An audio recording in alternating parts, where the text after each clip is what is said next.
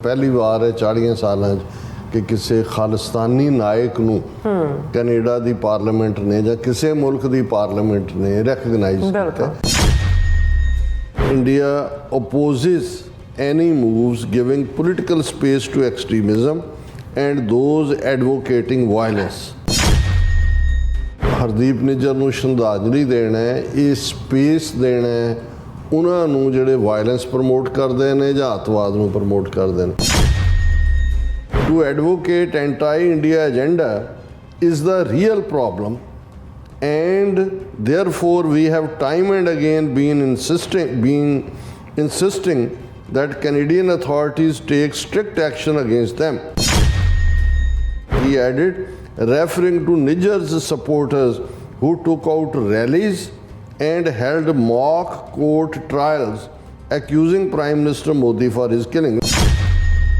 The ministry also took sharp aim at Australian broadcaster ABC for a recent documentary entitled Spies, Secrets and Threats, How the Modi Regime Targets People Overseas, which alleged that 4 Indian diplomats were expelled from Australia for espionage and spying over Khalistani activities, and contained accusations that groups allied to the BJP were engaged in political interference in Australia. The documentary is biased and reflects unprofessional reporting. It appears to serve a particular agenda to malign India. We obviously oppose any such attempts to condone, justify or even glorify terrorism.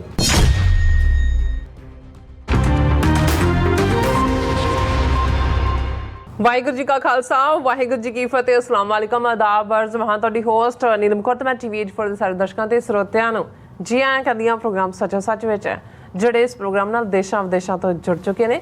Khalsa ਨੂੰ ਫੇਰ centre ਦੇ ਸੰਚਾਲਕ doctor Amarjit Singh ਬੰਨਾ ਮੌਜੂਦ ਨੇ। ਉਹਨਾਂ ਨਾਲ ਗੱਲਬਾਤ ਕਰਕੇ ਅੱਜ ਦੇ ਅਹਿਮ ਇਸ਼ੂਜ਼ ਉੱਪਰ ਉਹਨਾਂ ਦਾ ਤਜਜ਼ੀਆ ਜਾਣਦੇ ਹਾਂ। ਜੀ ਡਾਕਟਰ ਸਾਹਿਬ ਵਾਹਿਗੁਰੂ ਜੀ ਕਾ ਖਾਲਸਾ ਵਾਹਿਗੁਰੂ ਜੀ ਕੀ ਫਤਿਹ। हाँ जी नीलम कौर जी, ਤੁਹਾਨੂੰ ਵੀ ਤੇ ਦੁਨੀਆ ਭਰ ਵਿੱਚ ਬੈਠੇ ਸਾਡੇ ਬਹੁਤ ਹੀ ਪਿਆਰੇ ਸੋਹਣੇ ਸਿਆਣੇ TV84 ਦੇ ਵਿਊਅਰਸ ਨੂੰ ਵੀ ਵਾਹਿਗੁਰੂ ਜੀ ਕਾ ਖਾਲਸਾ ਵਾਹਿਗੁਰੂ ਜੀ ਕੀ ਫਤਿਹ। ਸਾਡੇ ਬਹੁਤ ਹੀ ਪਿਆਰੇ ਮੁਸਲਮਾਨ ਭੈਣਾਂ ਭਰਾਵਾਂ ਨੂੰ ਅਸਲਾਮ ਅਲੈਕਮ। ਗੰਗਾ ਜਮਨੀ ਤਹਿਜ਼ੀਬ ਦੇ ਹਿੰਦੂ ਤਵੀਆਂ ਨੂੰ ਨਮੋ ਨਮੇ। ਜੀ ਡਾਕਟਰ ਸਾਹਿਬ ਜੀ ਆਇਆਂ ਨੂੰ ਪ੍ਰੋਗਰਾਮ ਸੱਚਾ ਸੱਚ ਵਿੱਚ ਬਹੁਤ ਮਿਹਰਬਾਨੀ। ਜੀ ਡਾਕਟਰ ਸਾਹਿਬ ਅੱਜ 21 ਜੂਨ 2024 7 ਹਾੜ ਨਾਨਕਸ਼ਾਹੀ ਸੰਮਤ 556 ਦਾ ਦਿਨ ਹੈ ਤੇ ਡਾਕਟਰ ਸਾਹਿਬ ਪ੍ਰੋਗਰਾਮ ਸ਼ੁਰੂ ਕਰਨ ਤੋਂ ਪਹਿਲਾਂ ਅਸੀਂ ਆਪਣੇ ਦਰਸ਼ਕਾਂ ਤੇ ਸਰੋਤਿਆਂ ਨੂੰ ਹਮੇਸ਼ਾ ਤਰ੍ਹਾਂ ਦੱਸਿਓ ਵਿਊਅਰਸ, ਜੇ ਤੁਸੀਂ ਹੱਕ ਸੱਚ ਇਨਸਾਫ ਤੇ ਪਹਿਰਾ ਦਿੰਦਾ ਇੱਕੋ ਇੱਕ ਚੈਨਲ TV84 ਨੂੰ ਦੇਖਣਾ ਚਾਹੁੰਦੇ ਹੋ ਤਾਂ ਤੁਸੀਂ ਦੇਖ ਸਕਦੇ ਸਪੈਕਟਰਮ ਕੇਬਲ, ਆਰਸਨ cable, platform Canada, roku, Jadoo box, ਸ਼ਾਵਾ, ਫੇਸਬੁੱਕ TV84 ਦੀ ਐਪ ਰਾਹੀਂ online streaming and IP box ਤੇ ਤੁਸੀਂ TV84 ਨੂੰ ਦੇਖ ਸਕਦੇ ਹੋ। ਵਿਊਅਰਸ, ਜੇ ਤੁਸੀਂ TV84 ਨਾਲ ਜਾਂ ਪ੍ਰੋਗਰਾਮ ਸੱਚੋ ਸੱਚ ਨਾਲ ਫੇਸਬੁੱਕ ਰਾਹੀਂ ਜੁੜੇ ਹੋ ਤਾਂ ਇਸ ਨੂੰ ਵੱਧ ਤੋਂ ਵੱਧ ਲਾਈਕ ਕਰੋ ਤੇ ਸ਼ੇਅਰ ਕਰੋ ਅਤੇ ਨਾਲ ਹੀ YouTube ਤੇ ਸਬਸਕ੍ਰਾਈਬ ਵੀ ਕਰੋ। ਇਹ ਵੀ ਦੱਸ ਦਿਓ ਕਿ ਤੁਸੀਂ TV84 ਦੀ ਐਪ ਨੂੰ ਐਂਡਰੋਇਡ ਐਂਡ ਐਪ ਸਟੋਰ ਤੇ ਡਾਊਨਲੋਡ ਕਰਕੇ ਜੋ TV84 ਦੀ ਲਾਈਵ ਸਟ੍ਰੀਮ ਹੈ ਇਸ ਨੂੰ ਤੁਸੀਂ 24 ਆਵਰਸ ਦੇਖ ਸਕਦੇ ਹੋ। ਸੋ ਵਿਊਅਰਸ, ਪ੍ਰੋਗਰਾਮ ਦੀ ਸ਼ੁਰੂਆਤ ਕਰਨ ਜਾ ਰਹੇ ਹਾਂ, ਇਸ ਵੀਕ ਦਾ ਐਂਡ ਵਾਲਾ ਪ੍ਰੋਗਰਾਮ ਕਰਨ ਜਾ ਰਹੇ ਹਾਂ ਔਰ ਅਰਦਾਸ ਤੇ ਦੁਆ ਕਰਾਂਗੇ ਜਿਹੜਾ ਤੁਹਾਡਾ ਵੀਕਐਂਡ ਹੈ ਉਹ ਬਹੁਤ ਹੀ ਵਧੀਆ ਗੁਜ਼ਰੇ। ਸੋ ਵਿਊਅਰਸ, ਪ੍ਰੋਗਰਾਮ ਦੀ ਸ਼ੁਰੂਆਤ ਕਰਾਂਗੇ ਹਮੇਸ਼ਾ ਤਰ੍ਹਾਂ ਦੀ ਸਪਾਂਸਰਸ਼ਿਪ ਦੇ ਵਾਲੇ ਨਾਲ ਕਿ ਅੱਜ ਦੇ ਪ੍ਰੋਗਰਾਮ ਸੱਚੋ ਸੱਚ ਨੂੰ ਸਪਾਂਸਰ ਕੀਤਾ ਗਿਆ ਹੈ ਕੈਲੀਫੋਰਨੀਆ ਤੋਂ ਸਰਦਾਰ ਸਿਮਰਪ੍ਰੀਤ ਸਿੰਘ ਜਰਾਂ ਵੱਲੋਂ ਔਰ ਇਹ TV84 ਦੇ ਪੱਕੇ ਖੈਰਖਵਾਹ ਨੇ ਔਰ ਸਪੋਰਟ ਕਰਦੇ ਨੇ ਔਰ TV84 ਦੇ ਵਿਊਅਰਸ ਨੂੰ ਵੀ ਅਪੀਲ ਤੇ ਬੇਨਤੀ ਕਰਦੇ ਨੇ ਕਿ ਤੁਸੀਂ TV84 ਦੀ ਵੱਧ ਤੋਂ ਵੱਧ ਮਦਦ ਕਰੋ ਕਿਉਂਕਿ TV84 ਬਹੁਤ ਹੀ ਵਧੀਆ ਕੰਮ ਕਰ ਰਿਹਾ ਹੈ ਔਰ ਕੌਮ ਦੀ ਚੜ੍ਹਦੀ ਕਲਾ ਲੋਚਦੇ ਨੇ ਔਰ ਖਾਲਸਾ ਦੀ ਪ੍ਰਾਪਤੀ ਲਈ ਅਰਦਾਸ ਕਰਦੇ ਨੇ। ਸੋ ਅੱਜ ਦੀ ਸਪਾਂਸਰਸ਼ਿਪ ਲਈ ਅਸੀਂ ਵੀਰ ਸਿਮਰਪ੍ਰੀਤ ਸਿੰਘ ਦਾ ਤਹਿ ਦਿਲ ਤੋਂ ਧੰਨਵਾਦ ਕਰਦੇ ਹਾਂ। ਤੁਹਾਨੂੰ ਵੀ ਅਪੀਲ ਤੇ ਬੇਨਤੀ ਕਰਦੇ ਹਾਂ ਕਿ ਤੁਸੀਂ ਪ੍ਰੋਗਰਾਮ ਸੱਚੋ ਸੱਚ ਨੂੰ ਵੱਧ ਤੋਂ ਵੱਧ ਸਪਾਂਸਰ ਕਰੋ। ਸਪਾਂਸਰਸ਼ਿਪ ਲਈ ਤੁਸੀਂ ਸਾਨੂੰ ਕਾਲ ਕਰ ਸਕਦੇ ਸਾਡੇ ਫੋਨ ਨੰਬਰ ਤੇ 5166619184, ਸੇਮ ਨੰਬਰ ਤੇ WhatsApp ਕਰ ਸਕਦੇ, ਤੁਸੀਂ ਸਾਨੂੰ ਈਮੇਲ ਵੀ ਕਰ ਸਕਦੇ info@tv4.tv ਤੇ। ਸੋ ਵਿਊਅਰਸ, ਪਹਿਲੇ ਸੈਗਮੈਂਟ ਦੇ ਵਿੱਚ ਆਪਾਂ ਗੱਲਬਾਤ ਕਰਨ ਜਾ ਰਹੇ ਹਾਂ ਕਿ ਕੈਨੇਡੀਅਨ ਪਾਰਲੀਮੈਂਟ ਵਿੱਚ 18 ਜੂਨ ਨੂੰ ਹਰਦੀਪ ਸਿੰਘ ਨਿੱਜਰ ਨੂੰ ਦਿੱਤੀ ਗਈ ਸ਼ਰਧਾਂਜਲੀ ਤੇ ਭਾਰਤ ਨੇ ਆਪਣਾ ਤਿੱਖਾ ਪ੍ਰਤੀਕਰਮ ਦਿੱਤਾ। ਇਸ ਸੰਬੰਧੀ ਭਾਰਤੀ ਵਿਦੇਸ਼ ਮੰਤਰਾਲੇ ਦੇ ਸਪੋਕਸਮੈਨ ਰਣਧੀਰ ਜੈਸਵਾਲ ਨੇ ਕਿਹਾ ਹੈ ਕਿ ਐਸਾ ਕਰਨਾ ਅੱਤਵਾਦੀਆਂ ਅਤੇ ਹਿੰਸਾ ਨੂੰ ਜਿਹੜਾ ਵਧਾਵਾ ਦੇਣ ਵਾਲਿਆਂ ਨੂੰ ਜਿਹੜਾ ਸਪੇਸ ਦੇਣਾ ਔਰ ਕੈਨੇਡਾ ਨਾਲ ਜਿਹੜੀ ਹੈ ਸਾਡੀ ਸਮੱਸਿਆ ਹੀ ਇਸੇ ਮਸਲੇ ਤੇ ਹੈ ਕਿ ਖਾਲਿਸਤਾਨੀਆਂ ਵੱਲੋਂ ਭਾਰਤ ਵਿਰੋਧੀ ਜਿਹੜਾ ਪ੍ਰੋਪੇਗੈਂਡਾ ਜਿਹੜਾ ਕੀਤਾ ਜਾਂਦਾ ਹੈ। ਸੋ ਇਸ ਬਾਰੇ ਆਪਾਂ ਗੱਲਬਾਤ ਕਰਨ ਜਾ ਰਹੇ ਹਾਂ। ਸੋ ਅਸੀਂ ਚਾਹਾਂਗੇ ਕਿ ਤੁਸੀਂ ਇਸੇ ਤਰ੍ਹਾਂ ਬੜੇ ਰਹਿਣਾ। ਦੇਖਣ ਸੁਣਨ ਲਈ ਤੁਹਾਡਾ ਸਭ ਦਾ ਬਹੁਤ ਬਹੁਤ ਧੰਨਵਾਦ ਜੀ। ਰਾਜ ਸਾਹਿਬ ਕੀ ਕਹਿਣਾ ਚਾਹੋਗੇ? ਸਭ ਤੋਂ ਪਹਿਲਾਂ ਤਾਂ ਅੱਜ ਦੇ ਪ੍ਰੋਗਰਾਮ ਨੂੰ ਸਪਾਂਸਰ ਕਰਨ ਲਈ ਅਸੀਂ ਵੀਰ ਸਿਮਰਪ੍ਰੀਤ ਸਿੰਘ ਕੈਲੀਫੋਰਨੀਆ ਨਿਵਾਸੀ ਉਹਨਾਂ ਦਾ ਸ਼ੁਕਰੀਆ ਅਦਾ ਕਰਦੇ ਹਾਂ। ਇਹ ਲਗਾਤਾਰਤਾ ਨਾਲ TV 84 ਦੀ ਹਮਾਇਤ ਕਰਦੇ ਨੇ, ਫਾਈਨੈਂਸ਼ੀਅਲ ਵੀ ਅਦਰਵਾਈਜ਼ ਵੀ। ਜਿਹੜੇ ਸਾਡੇ ਯੰਗ ਨੌਜਵਾਨ ਦਿਲਚਸਪੀ ਰੱਖਦੇ ਨੇ ਪੰਜਾਬ ਦੇ ਨਾਲ, ਸਿੱਖ ਕੌਮ ਦਾ ਘਰ ਬਣਾਉਣ ਦਾ ਸੁਪਨਾ ਜਿਹੜਾ ਕਰੀਬ ਹੋਣ ਦੇ ਨੇੜੇ ਹੈ, ਉਹ ਸਾਰੇ ਦੁਨੀਆ ਦੇ ਉੱਤੇ ਨਜ਼ਰ ਰੱਖਦੇ ਨੇ। ਔਰ ਇਹ ਯੰਗਸਟਰਸ ਬਹੁਤ ਚੰਗੀ ਤਰ੍ਹਾਂ ਸਮਝਦੇ ਨੇ ਕਿ ਅੱਜ ਦੇ ਸਮੇਂ ਦੇ ਵਿੱਚ ਨੈਰੇਟਿਵ ਜਾਂ ਬਿਆਨੀਆਂ ਇਹ ਕਿਵੇਂ ਜੰਗ ਜਿੱਤਣ ਜਾਂ ਹਾਰਨ ਇਸ ਨੂੰ ਡਿਸਾਈਡ ਕਰਦਾ ਹੈ। ਔਰ ਅਸੀਂ ਇਹ ਦੇਖਦੇ ਹਾਂ ਕਿ ਵਿਦਨ ਦਾ ਇੰਡੀਅਨ ਸਿਸਟਮ ਤਾਂ ਉੱਥੇ ਜੋ ਉਹਨਾਂ ਦਾ ਕੰਟਰੋਲ ਹੈ ਹੀ ਹੈ। ਸੋਸ਼ਲ ਮੀਡੀਆ ਦੇ ਉੱਤੇ ਵੀ ਕਿੰਨੀ ਵੱਡੀ ਗਿਣਤੀ ਦੇ ਵਿੱਚ ਇਹਨਾਂ ਦੇ ਪੇਡ IT ਸੈੱਲ ਦੇ ਲੋਕ ਬੈਠੇ ਹੋਏ ਨੇ ਜੀ। ਕਿਵੇਂ ਉਹ ਜਾਲੀ ਆਈਡੀਜ਼ ਬਣਾ ਕੇ ਜਾਂ ਜਾਲੀ ਨਾਵਾਂ ਥੱਲੇ ਸਿੱਖ ਨਾਮ, ਮੁਸਲਮਾਨ ਨਾਮ ਇਸਤੇਮਾਲ ਕਰਕੇ ਨੌਨ ਇਸ਼ੂ ਨੂੰ ਇਸ਼ੂ ਬਣਾਉਣ ਦੀ ਕੋਸ਼ਿਸ਼ ਕਰਦੇ ਨੇ, ਨਫ਼ਰਤ ਫੈਲਾਉਣ ਦੀ ਕੋਸ਼ਿਸ਼ ਕਰਦੇ ਨੇ, ਨਾ ਪੱਖੀ ਗੱਲਾਂ ਕਰਨ ਦੀ ਕੋਸ਼ਿਸ਼ ਕਰਦੇ ਨੇ। ਔਰ ਦੂਸਰੇ ਪਾਸੇ ਅਸੀਂ ਕਈ ਵਾਰ ਦੇਖਦੇ ਹਾਂ ਕਿ ਕੁਝ ਮੁੱਦਿਆਂ ਦੇ ਉੱਤੇ ਸਾਡੀ ਜਿਹੜੀ ਬਾਹਰ ਬੈਠੀ ਹੋਈ ਯੰਗ ਜਨਰੇਸ਼ਨ ਹੈ ਉਹ ਵੀ ਉਲਝ ਜਾਂਦੇ ਨੇ, ਕਿਉਂਕਿ ਜਿਹੜੀਆਂ ਐਸਟੈਬਲਿਸ਼ਡ ਆਰਗੇਨਾਈਜੇਸ਼ਨਸ ਵੀ ਇੱਥੇ ਰਹੀਆਂ 84 ਤੋਂ ਬਾਅਦ, ਉਹਨਾਂ 'ਚੋਂ ਕੁਛ ਦਾ ਰੋਲ ਸਮਾਂ ਪਾ ਕੇ ਬਿਲਕੁਲ ਹੋਮਿਓਪੈਥੀ ਵਰਗਾ ਹੋ ਗਿਆ ਕਿ ਉਹਨਾਂ ਨੇ ਖਾਲਿਸਤਾਨ ਦੇ ਲਈ ਕੋਈ ਬਹੁਤ ਅੱਗੇ ਵੱਧ ਕੇ ਕੰਮ ਕਰਨ ਦੀ ਥਾਂ ਜਸਟ ਲੋ ਪ੍ਰੋਫਾਈਲ ਰੱਖਿਆ। ਤੇ ਹੁਣ ਜਦੋਂ ਕਿ ਖਾਲਿਸਤਾਨ ਦੀ ਮੂਵਮੈਂਟ ਇੱਕ ਵਾਰ ਫੇਰ ਪ੍ਰਚੰਡ ਰੂਪ 'ਚ ਆਈ ਹੈ, ਉਹਨਾਂ ਦੇ ਰੋਲ ਨੂੰ ਲੈ ਕੇ ਜਦੋਂ ਈਵਨ ਅਸੀਂ ਵੀ ਜੇ ਉਹਨਾਂ ਨੂੰ ਥੋੜ੍ਹਾ ਜਿਹਾ ਜਿਹੜਾ ਉਹ ਜ਼ਿਆਦਾ ਸਪੇਸ ਦਿੰਦੇ ਆ ਤੇ ਸਾਡੇ ਵੀਰ ਇਹ ਸਮਝਦੇ ਨੇ ਕਿ ਉਹਨਾਂ ਨੂੰ ਅਨਡਿਊ ਸਪੇਸ ਦਿੱਤਾ ਜਾ ਰਿਹਾ। ਜਿਵੇਂ ਕੱਲ੍ਹ ਸਾਡੇ ਲੀਡ ਸੈਗਮੈਂਟ ਦੇ ਵਿੱਚ ਅਸੀਂ ਵਰਲਡ ਸਿੱਖ ਆਰਗੇਨਾਈਜੇਸ਼ਨ ਵੱਲੋਂ ਜਿਹੜੀ ਸਟੇਟਮੈਂਟ ਦਿੱਤੀ ਗਈ ਸੀ, ਜਿਹਦੇ 'ਚ ਉਹਨਾਂ ਨੇ ਪ੍ਰਾਈਮ ਮਿਨਿਸਟਰ ਟਰੂਡੋ ਨੂੰ ਇਹ ਕਿਹਾ ਸੀ ਕਿ ਕਿਉਂਕਿ G7 ਮੁਲਕਾਂ ਦੀ ਮੇਜ਼ਬਾਨੀ 2025 ਦੇ ਲਈ ਕੈਨੇਡਾ ਕੋਲ ਆਈ ਹੈ, ਔਰ ਬੇਸ਼ੱਕ ਭਾਰਤ G7 ਦਾ ਮੈਂਬਰ ਨਹੀਂ ਹੈ, ਲੇਕਿਨ ਐਜ਼ ਏ ਸਪੈਸ਼ਲ ਇਨਵਾਈਟੀ ਜਿਹੜਾ ਇਟਲੀ ਦੇ ਵਿੱਚ ਉਹਨਾਂ ਦਾ ਸਮਿਟ ਹੋਇਆ ਉਹਦੇ 'ਚ ਵੀ ਮੋਦੀ ਸ਼ਾਮਲ ਹੋਇਆ, ਉਸ ਤੋਂ ਪਹਿਲਾਂ ਵੀ ਸ਼ਾਮਲ ਹੁੰਦਾ ਰਿਹਾ। ਸੋ WHO ਵੱਲੋਂ ਇਹ ਕਿਹਾ ਗਿਆ ਸੀ ਕਿ ਇਸ ਨੂੰ ਨਾ ਇਨਵਾਈਟ ਕੀਤਾ ਜਾਏ ਕਿਉਂਕਿ ਨਰਿੰਦਰ ਮੋਦੀ ਦੇ ਹੱਥ ਕੈਨੇਡੀਅਨ ਸ਼ਹਿਰੀ ਜਾਂ ਕੈਨੇਡੀਅਨ ਸਿਟੀਜ਼ਨ ਸਿੱਖਾਂ ਦੇ ਖੂਨ ਨਾਲ ਰੰਗੇ ਹੋਏ ਨੇ। ਸੋ ਮੇਰੇ ਲਈ ਮੈਸੇਜ ਜ਼ਿਆਦਾ ਇੰਪੋਰਟੈਂਟ ਸੀ ਕਿ ਐਟਲੀਸਟ ਇਸ ਨੂੰ ਹਾਈਲਾਈਟ ਕੀਤਾ ਗਿਆ। ਬਟ ਸਾਡੇ ਵੀਰ ਇਹ ਸਮਝਦੇ ਨੇ ਕਿ ਭਾਈ ਇਹ ਕਿਉਂਕਿ ਕੁਝ ਜਥੇਬੰਦੀਆਂ ਜਿਹੜੀਆਂ ਇੱਕ ਟਾਈਮ ਦੇ ਉੱਤੇ ਉਹਨਾਂ ਦਾ WHO ਇੱਕ ਲੀਡ ਆਰਗੇਨਾਈਜੇਸ਼ਨ ਸੀ 84 'ਚ ਦੇ ਅਟੈਕ ਤੋਂ ਬਾਅਦ 85 'ਚ ਇੱਥੇ ਨਿਊਯਾਰਕ ਦੇ ਵਿੱਚ ਬਣੀ, ਬਾਅਦ ਦੇ ਵਿੱਚ ਖਾਲਿਸਤਾਨ ਹਾਊਸ ਵਾਸ਼ਿੰਗਟਨ DC 'ਚ ਵੀ ਸੀ। But over a period of time American chapter ਤਾਂ ਇਹਨਾਂ ਦਾ ਵੈਸੇ ਹੀ ਇਨਫੈਕਟਿਵ ਹੋਇਆ। ਪਰ ਮੈਂ ਇਸ ਦੇ ਉੱਤੇ ਇਹੀ ਕਹਿਣਾ ਚਾਹੁੰਦਾ ਕਿ ਦੇਖੋ ਹੁਣ ਮੈਨੂੰ ਲੱਗਦਾ ਹੈ ਕਿ ਵਰਲਡ ਸਿੱਖ ਆਰਗੇਨਾਈਜੇਸ਼ਨ ਦੀ ਜਿਹੜੀ ਯੰਗਰ ਟੀਮ ਹੈ, ਯੰਗ ਨੌਜਵਾਨ ਜਿਨ੍ਹਾਂ 'ਚੋਂ ਕੁਛ ਨੂੰ ਮਿਲਣ ਦਾ ਮੌਕਾ ਵੀ ਮਿਲਿਆ ਜਦੋਂ ਕਿ ਟੋਰਾਂਟੋ ਦੇ ਵਿੱਚ ਬਰੈਂਪਟਨ ਸਿਟੀ ਹਾਲ 'ਚ ਪਿਛਲੇ ਦਿਨਾਂ 'ਚ ਸੈਮੀਨਾਰ ਰੱਖਿਆ ਗਿਆ ਸੀ। ਤੇ ਮੈਨੂੰ ਬਹੁਤ ਵਾਰੀ ਲੱਗਦਾ ਹੁੰਦਾ ਹੈ ਕਿ ਵੀ ਬੇਸ਼ੱਕ ਜੋ ਸਾਡੇ ਵਿਊਅਰਸ ਦਾ ਕਹਿਣਾ ਹੈ ਜਾਂ ਇੱਕ ਵਿਊਅਰ ਨੇ ਇਸ ਦੇ ਉੱਤੇ ਸਾਨੂੰ ਇਹ ਵੀ ਲਿਖਿਆ ਕਿ ਜੀ ਉਹ ਤਾਂ ਵੈਸੇ ਹੀ ਮੋਦੀ ਨੂੰ ਜੇ ਸੱਦਿਆ ਵੀ ਤਾਂ ਉਹ ਨਹੀਂ ਆਏਗਾ ਕਿਉਂਕਿ ਉਹਨੂੰ ਕੁਐਸਚਨ ਫੇਸ ਕਰਨੇ ਪੈਣਗੇ। ਸੋ ਸਾਨੂੰ ਨੌਨ ਇਸ਼ੂ ਨੂੰ ਇਸ਼ੂ ਨਹੀਂ ਬਣਾਉਣਾ ਚਾਹੀਦਾ। ਔਰ ਜਿਵੇਂ ਮੈਂ ਹਮੇਸ਼ਾ ਇਹ ਕਹਿੰਦਾ ਕਿ ਵੀ ਐਗਰੀ ਟੂ ਡਿਸਐਗਰੀ, ਹਰ ਇੱਕ ਦਾ ਵਿਊ ਪੁਆਇੰਟ, ਪਰ ਸਾਡਾ ਮਕਸਦ ਕਿਸੇ ਨੂੰ ਵੀ ਬਿਨਾਂ ਮਤਲਬ ਉਭਾਰਨਾ ਨਹੀਂ ਹੁੰਦਾ। ਮੇਰੇ ਲਈ ਕਈ ਵਾਰ ਇਹ ਹੁੰਦਾ ਹੈ ਕਿ ਵੀ ਜਿਹੜੀ ਚੀਜ਼ ਵੀ ਇੰਡੀਆ ਨੂੰ ਕਿਸੇ ਪਾਸਿਓਂ ਹਿੱਟ ਕਰ ਰਹੀ ਹੋਏ, ਹੁਣ ਜਿਹੜੇ ਬਿਆਨ ਦੇਣ ਵਾਲੇ ਨੇ ਜਾਂ ਦੂਜੇ ਲੋਕਲ ਕੈਨੇਡੀਅਨ ਪੋਲਿਟਿਕਸ ਦੇ ਵਿੱਚ ਕਿਹਦਾ ਝੁਕਾਅ ਜਿਹੜਾ ਕੀ ਹੈ ਜਾਂ ਉਸ 'ਚੋਂ ਕੌਣ ਆਪਣਾ ਸਿਆਸੀ ਲਾਹਾ ਲੈਣਾ ਚਾਹੁੰਦਾ ਹੈ, ਹੋ ਸਕਦਾ ਹੈ ਮੇਰੇ ਕੋਲ ਉਸ ਦੀ ਤਫਸੀਲ ਨਾ ਹੋਏ ਜਾਂ ਮੈਂ ਇਨਸਾਈਡ ਨਾ ਸਮਝਦਾ ਹੋਵਾਂ, ਪਰ ਮੇਰੀ ਇੰਟੈਂਟ ਇਹ ਹੁੰਦੀ ਹੈ ਕਿ ਵੀ ਜਿਸ 'ਚੋਂ ਵੀ ਖਾਲਿਸਤਾਨ ਦੀ ਗੱਲ ਅੱਗੇ ਤੁਰਦੀ ਹੈ ਜਾਂ ਜਿਹਦੇ ਨਾਲ ਇੰਡੀਆ ਨੂੰ ਭੰਨਿਆ ਜਾ ਸਕਦਾ ਹੈ, ਕੁੱਟਿਆ ਜਾ ਸਕਦਾ ਹੈ, ਉਹ ਥਾਟ ਜਿਹੜਾ ਹੈ ਉਹ ਸਾਡੇ ਲਈ ਹੁੰਦਾ। ਜਿਵੇਂ ਈਵਨ ਜੇ ਯੂਕੇ ਦੀਆਂ ਜਥੇਬੰਦੀਆਂ ਦੇ ਹਵਾਲੇ ਨਾਲ ਵੀ ਸਾਡੇ ਵੀਰ ਕੁਲਦੀਪ ਸਿੰਘ ਟਰਾਂਟੋ ਤੋਂ ਉਹਨਾਂ ਨੇ ਆਪਣਾ ਇਤਰਾਜ਼ ਜਤਾਇਆ ਸੀ ਕਿ ਜੀ ਜਿਹੜੀ ਉਹਨਾਂ ਨੇ ਇਲੈਕਸ਼ਨ ਦੇ ਮਾਮਲੇ ਜਿਹੜੀਆਂ ਪਾਰਲੀਮੈਂਟਰੀ ਇਲੈਕਸ਼ਨਸ ਹੋ ਰਹੀਆਂ ਨੇ ਆਪਣਾ ਵਿਊ ਪੁਆਇੰਟ ਦਿੱਤਾ ਹੈ ਵੀ ਉਹਦੇ 'ਚ ਕੋਈ ਬਹੁਤਾ ਜਿਹੜਾ ਉਹ ਚੜ੍ਹਦੀ ਕਲਾ ਵਾਲਾ ਪਾਰਟ ਨਹੀਂ ਹੈ, ਐਵੇਂ ਡੰਗ ਟਪਾਊ ਜਿਹਾ। ਮੈਂ ਉਸ ਉੱਤੇ ਵੀ ਕਮੈਂਟ ਕੀਤਾ। ਸੋ ਇਹਦਾ ਮਤਲਬ ਇਹ ਨਹੀਂ, ਹਾਲਾਂਕਿ ਸਿੱਖ ਫੈਡਰੇਸ਼ਨ ਯੂਕੇ ਨੇ ਜਦੋਂ ਏਜੰਡਾ ਸਿੱਖ ਏਜੰਡਾ ਦੇ ਥੱਲੇ ਉਹਨਾਂ ਨੇ ਪੋਲੀਟੀਕਲ ਲੌਬੀ ਸ਼ੁਰੂ ਕੀਤੀ ਤੇ ਉਸ ਦਾ ਆਧਾਰ ਹੀ ਉਹਨਾਂ ਨੇ ਜਿੱਥੇ ਅੱਡ-ਅੱਡ ਨੁਕਤੇ ਸੀ ਉਹਦੇ 'ਚ ਰਾਈਟ ਆਫ ਸੈਲਫ ਡਿਟਰਮੀਨੇਸ਼ਨ ਵੀ ਸੀ ਔਰ ਉਹਦੀ ਉਹਨਾਂ ਨੇ ਪੋਲੀਟੀਸ਼ੀਅਨਸ ਕੋਲ ਜਾ ਕੇ ਉਹ ਸਿੱਖ ਏਜੰਡਾ ਰੱਖਦੇ ਸੀ। ਔਰ ਇਸ ਵਾਰ ਵੀ ਉਹਨਾਂ ਨੇ ਦਵਿੰਦਰਜੀਤ ਸਿੰਘ ਜਿਹੜੇ ਉਹਨਾਂ ਦੇ ਐਡਵਾਈਜ਼ਰ ਨੇ ਮੇਨ ਸਿੱਖ ਫੈਡਰੇਸ਼ਨ ਯੂਕੇ ਦੇ, ਉਹਨਾਂ ਨੇ ਇਸ ਦੇ ਉੱਤੇ ਗੱਲਬਾਤ ਵੀ ਕੀਤੀ ਹੈ। ਸਤਲੁਜ ਟੀਵੀ ਤੇ ਵੀ ਗੱਲ ਹੋਈ। ਮੈਂ ਇਹ ਕਹਿਣਾ ਚਾਹੁੰਦਾ ਕਿ ਭਾਈ ਇਵੇਂ ਨਾ ਲਿਆ ਜਾਏ ਕਿ ਭਾਈ ਜਿਵੇਂ ਅਸੀਂ ਕਿਸੇ ਇੱਕ ਸੰਸਥਾ ਜਾਂ ਕਿਸੇ ਇੱਕ ਦੀ ਪੁਸ਼ਤਪਨਾਹੀ ਕਰਦੇ ਹਾਂ। ਅਸੀਂ ਲਗਾਤਾਰਤਾ ਨਾਲ ਜੇ ਸਿੱਖ ਫਾਰ ਜਸਟਿਸ ਨੇ ਖਾਲਿਸਤਾਨ ਰੈਫਰੈਂਡਮ ਦੇ ਮੁੱਦੇ ਨੂੰ ਜਿਹੜਾ ਉਹ ਅੰਤਰਰਾਸ਼ਟਰੀ ਲੈਵਲ ਦੇ ਉੱਤੇ ਖਾਲਿਸਤਾਨ ਦੀ ਗੱਲ ਨੂੰ ਨੁੱਕ ਐਂਡ ਕਾਰਨਰ ਤੱਕ ਪਹੁੰਚਾਉਣ ਲਈ ਕੀਤਾ।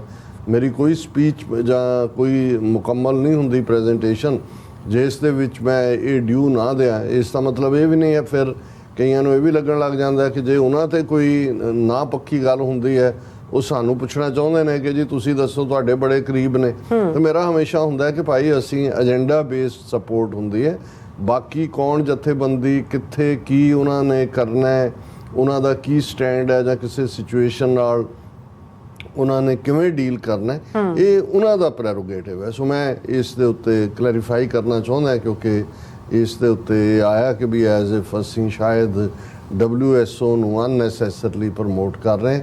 ਇਹ ਸਾਡਾ ਨਾ ਮਕਸਦ ਸੀ ਨਾ ਹੈ, ਪਰ ਮੈਨੂੰ ਇਹ ਲੱਗਾ ਕਿ ਵੀ ਇਹ ਪ੍ਰੀ ਵਾਰਨ ਕਰਨਾ ਜਿਹੜਾ ਹੈ ਇੰਡੀਆ ਦੇ ਮੁੱਦੇ ਤੇ ਇਹ ਇੰਡੀਆ ਨੂੰ ਕਟਹਿਰੇ 'ਚ ਖੜਾ ਕਰਦਾ ਹੈ। ਇਸ ਨੁਕਤੇ ਤੋਂ ਅਸੀਂ ਇਸ ਨੂੰ ਡਿਸਕਸ ਕੀਤਾ।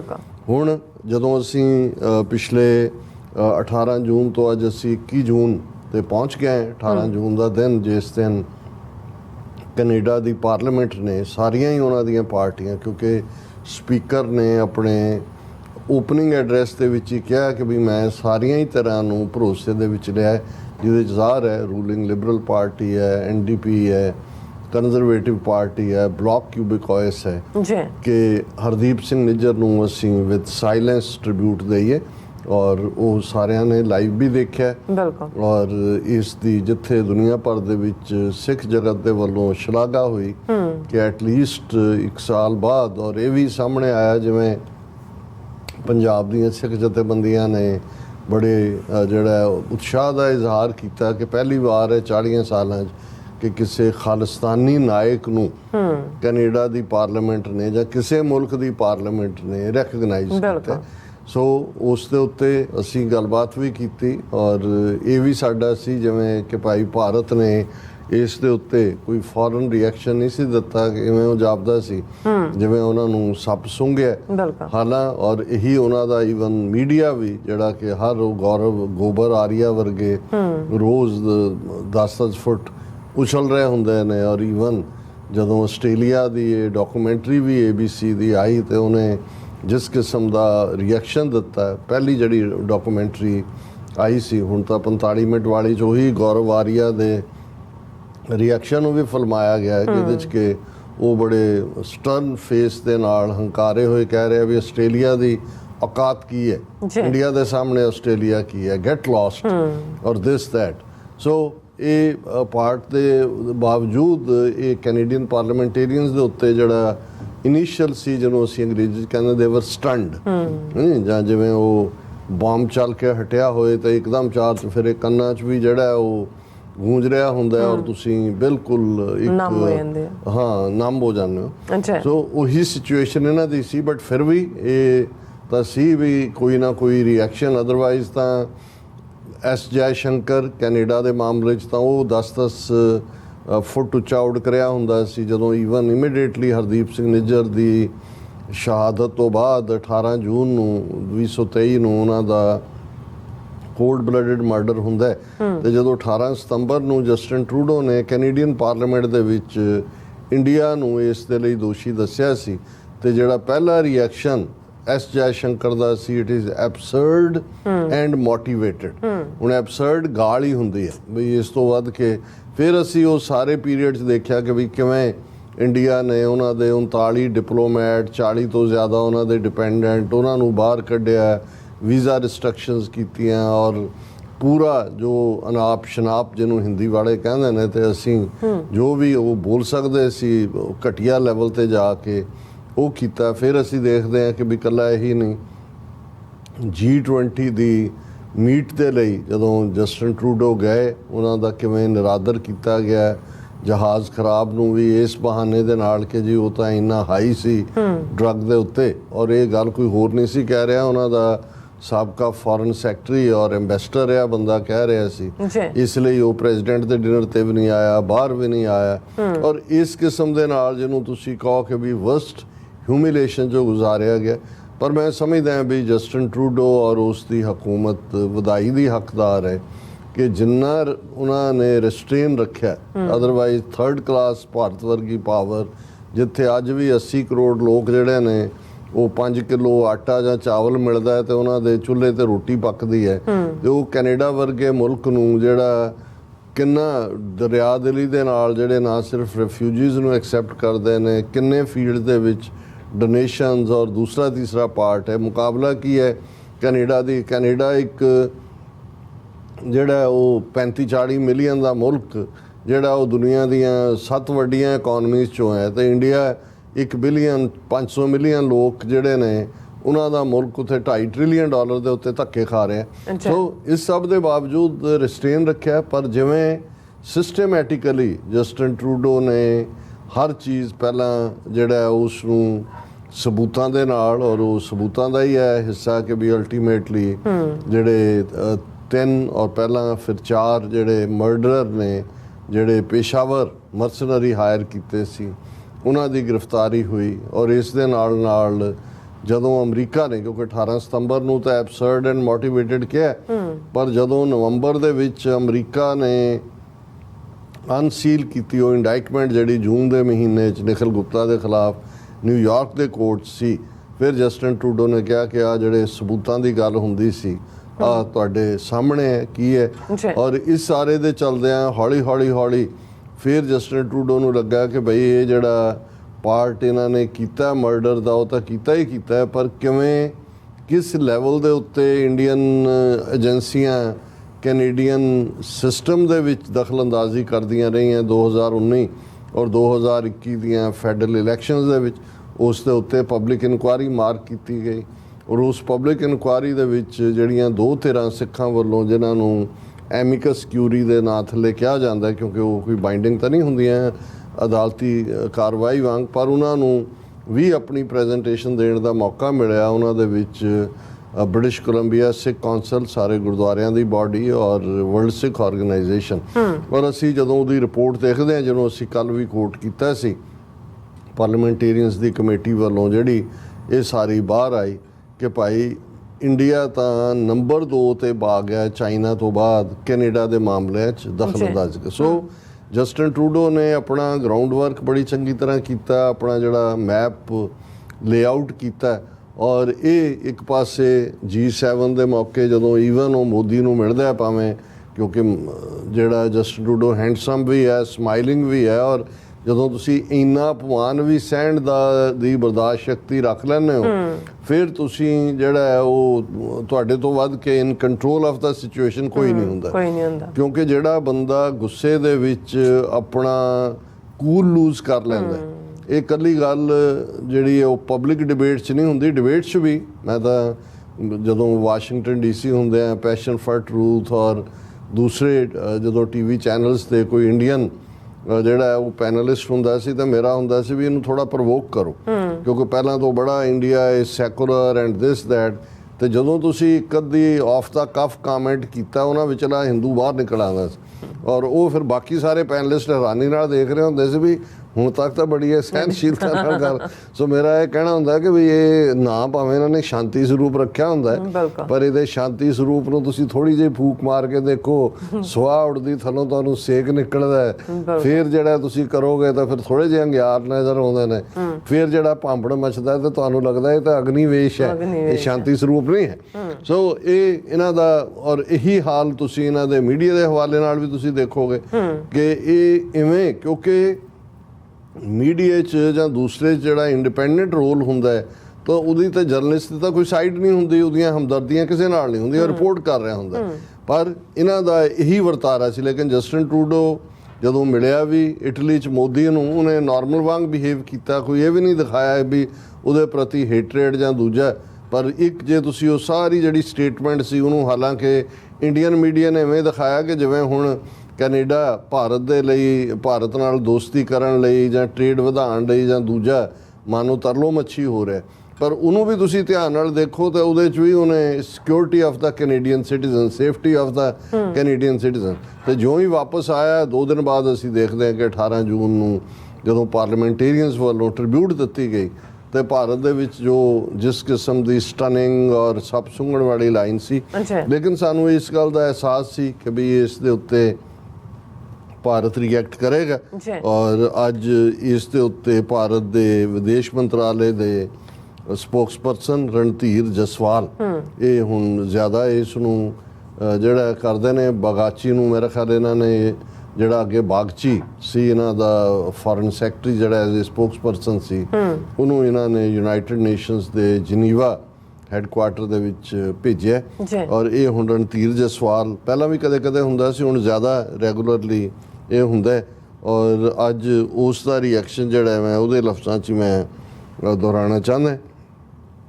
ਤੇ ਉਹਦੇ 'ਚ ਉਸ ਨੇ ਕਿਹਾ ਕਿ ਵੀ India ਓਪੋਜ਼ਿਸ any moves giving political space to extremism and those advocating violence।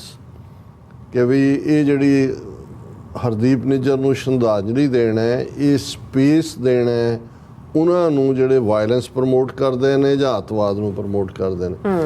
ਦੇਖੋ, ਪਹਿਲਾ ਪਾਰਟ ਤਾਂ ਇਸ ਤੋਂ ਤੁਸੀਂ ਅੰਦਾਜ਼ਾ ਲਾ ਸਕਦੇ ਹੋ ਕਿ ਕਿਸ ਲੈਵਲ ਦੀ ਇਨਸੈਂਸਿਟਿਵਿਟੀ ਹੈ। ਬਿਲਕੁਲ, ਤੁਸੀਂ ਬਾਹਰਲੇ ਮੁਲਕ ਦੇ ਵਿੱਚ ਆ ਕੇ ਉਸ ਮੁਲਕ ਦੇ ਸ਼ਹਿਰੀ ਨੂੰ ਜਿਹੜਾ ਹੈ ਉਸ ਦਾ ਮਰਡਰ ਕਰਦੇ ਹੋ, ਤੁਹਾਡੇ ਉੱਤੇ ਸਿੱਧਾ ਚਾਰਜ ਲੱਗਦਾ ਹੈ ਔਰ ਉਸ ਦਾ ਜਿਹੜਾ ਕੇਸ ਟ੍ਰਾਇਲ ਦੇ ਵਿੱਚ ਜਾ ਚੁੱਕਾ ਹੈ।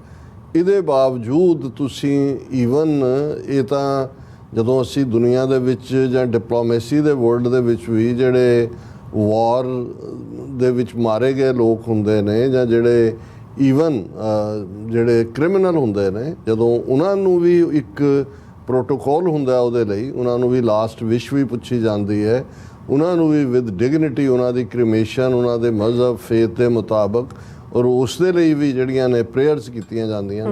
ਸੋ ਇਹ ਜਿਹੜੀ ਸਾਇਲੈਂਟ ਪ੍ਰੇਅਰ ਸੀ 1 ਮਿੰਟ ਦੀ, ਇਹ ਕੋਈ ਵੀ ਲਾਸ ਆਫ ਲਾਈਫ, ਜਿਸ ਦਿਨ ਹਰਦੀਪ ਸਿੰਘ ਨਿੱਜਰ ਦਾ ਮਰਡਰ ਹੁੰਦਾ ਹੈ ਉਹ ਫਾਦਰਸ ਡੇ ਹੈ, ਉਹ ਹਸਬੈਂਡ ਹੈ, ਉਹ ਬੱਚਿਆਂ ਦਾ ਬਾਪ ਹੈ, ਤੁਸੀਂ ਬਾਕੀ ਪੋਲੀਟੀਕਲ ਲੈਵਲ ਛੱਡ ਵੀ ਦਿਓ ਤੇ ਤੁਸੀਂ ਤਾਂ ਕੋਈ ਵੀ ਵਿਕਟਮ ਕਿਸੇ ਲੈਵਲ ਤੇ ਵੀ ਹੁੰਦਾ ਹੈ ਉਸ ਦੇ ਲਈ ਤੁਸੀਂ ਪ੍ਰੇ ਕਰਦੇ ਹੋ। ਇਸ ਤੋਂ ਇਹ ਅੰਦਾਜ਼ਾ ਲਾਇਆ ਜਾ ਸਕਦਾ ਹੈ ਵੀ ਇਹ ਕਿਸ ਹੱਦ ਤੱਕ ਸਿੱਖ ਇਸ਼ੂਜ਼ ਦੇ ਉੱਤੇ ਤਾਂ ਦੂਰ ਦੀ ਗੱਲ, ਈਵਨ ਇਨਸਾਨੀ ਮੁੱਦਿਆਂ ਦੇ ਉੱਤੇ ਵੀ ਕਿੰਨੇ ਇਨਸੈਂਸਿਟਿਵ ਨੇ।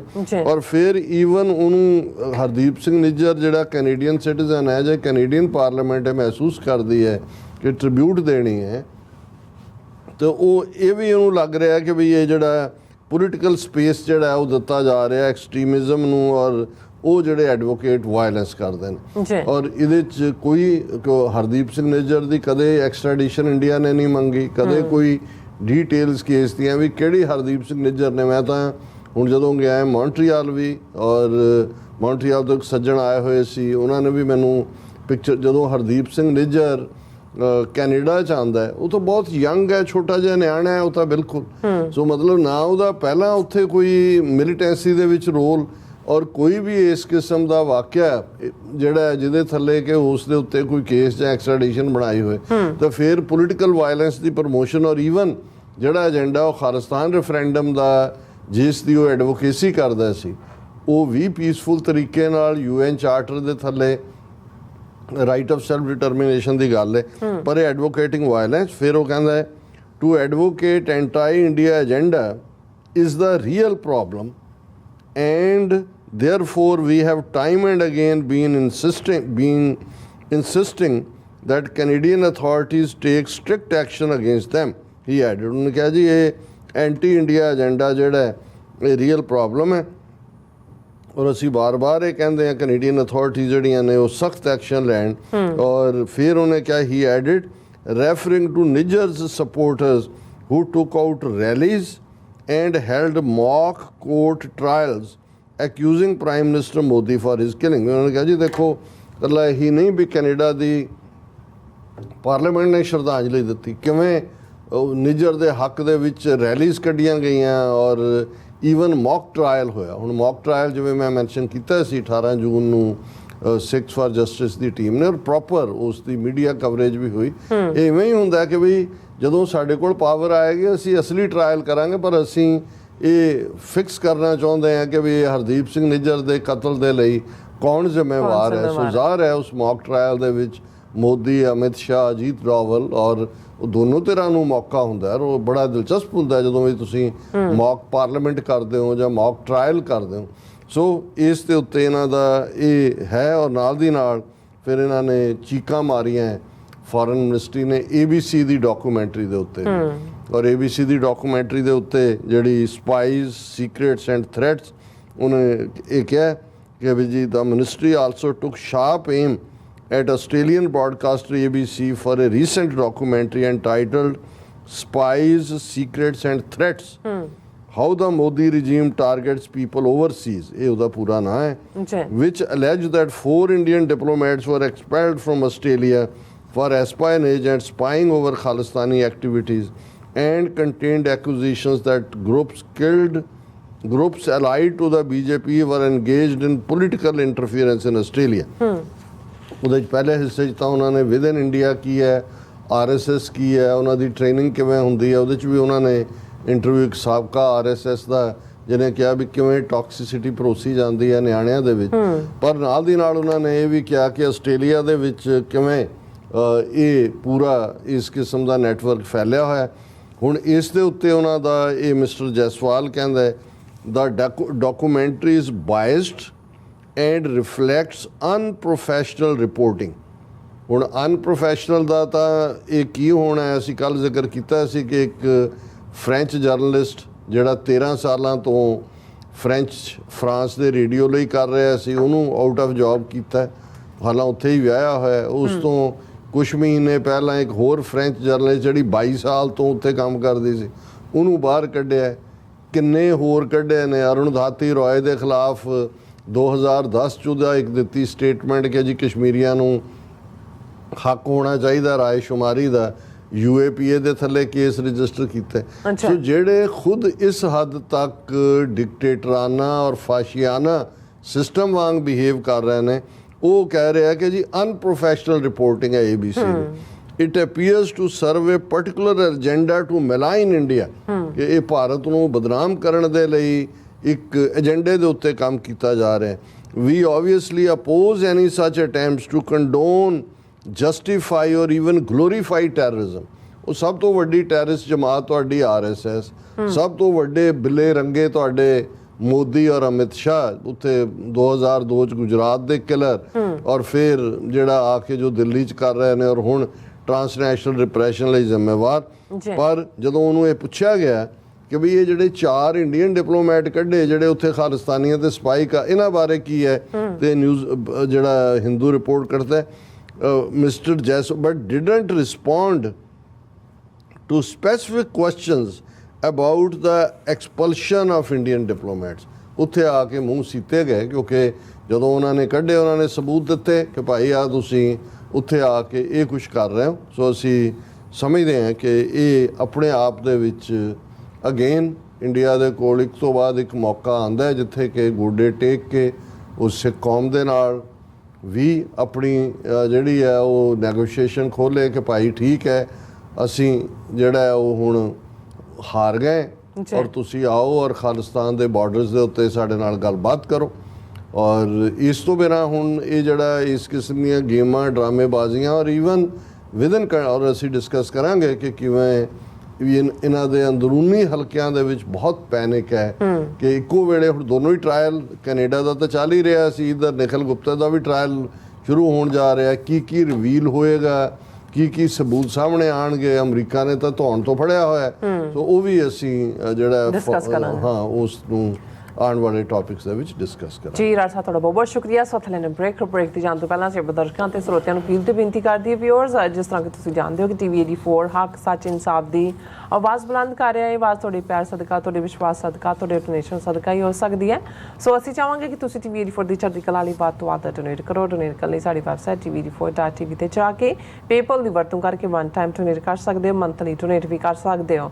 ਤੁਸੀਂ TV 84 ਦੇ ਨਾਮ ਤੇ ਚੈੱਕ ਬਣਾ ਕੇ ਸਾਨੂੰ ਮੇਲ ਵੀ ਕਰ ਸਕਦੇ ਹੋ ਸਾਡੇ ਇਸ ਪਤੇ ਤੇ 36-01 37 ਐਵਨਿਊ, ਲੌਂਗ ਆਈਲੈਂਡ ਸਿਟੀ, ਨਿਊਯਾਰਕ 11101 USA, ਜਾਂ ਫਿਰ ਤੁਸੀਂ ਸਾਨੂੰ ਫੋਨ ਰਾਹੀਂ ਵੀ ਸੰਪਰਕ ਕਰ ਸਕਦੇ ਹੋ 5166191984। ਤੁਸੀਂ ਸਾਨੂੰ ਈਮੇਲ ਵੀ ਕਰ ਸਕਦੇ info@tv84.tv ਤੇ। ਅਸੀਂ ਤੁਹਾਡੇ ਤਹਿ ਦਿਲ ਤੋਂ ਸ਼ੁਕਰਗੁਜ਼ਾਰ ਹੋਵਾਂਗੇ। ਸੋ ਥਲੇ ਨੇ ਬ੍ਰੇਕ ਵਿਊਅਰਸ, ਤੁਸੀਂ ਇਸੇ ਤਰ੍ਹਾਂ ਬਣੇ ਰਹਿਣਾ। ਮਿਲਦੇ ਹਾਂ ਛੋਟੇ ਜਿਹੇ ਬ੍ਰੇਕ ਤੋਂ ਬਾਅਦ।